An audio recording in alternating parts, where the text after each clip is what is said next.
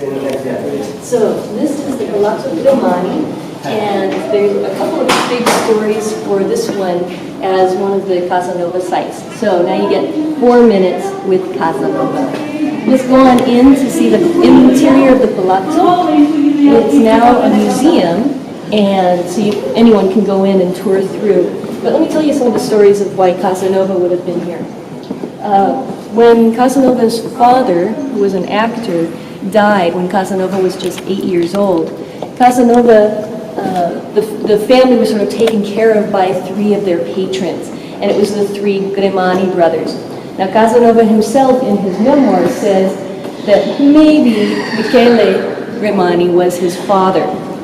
Casanova's mother, Zanetta, was an actress, and back then if a woman was an actress, that kind of meant any man who came along could have her. So it was very typical of the time, and she probably had an affair with Michele. Casanova may have been the son of Michele Grimani. We don't really know for sure.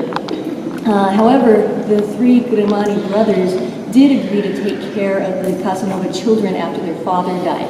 And so Casanova, was probably at this palace quite often because the Grimani brothers really helped to take care of them. In fact, another one of the brothers, Alvise Grimani, he was an abate or a priest, and he especially made sure that the Casanova's sons, as they grew up, had an apartment to live in, were kind of taken care of, got their father's inheritance, things like that. So as a young man, Casanova would have been here for those reasons. Now, later in his life, Casanova came back here for a different reason. The next generation down, so Michele Grimani's son, Carlo, lived here, and Casanova became friends with him later. There's kind of a complicated story, though, but it's the reason that Casanova had to leave Venice forever later in his life. So this is when he was 56, 57, 58 years old.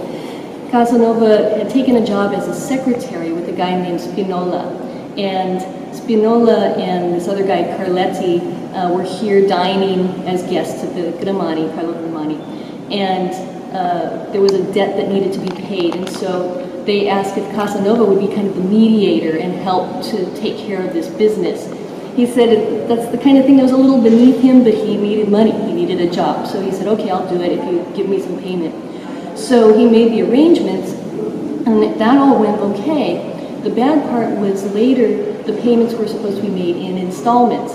And so Grimani told Casanova, okay, well, I'll give you your part of the payment in installments. And Casanova said, that's not okay, that's not what we originally agreed to. So he was angry, and then this sort of insult match broke out here in this house.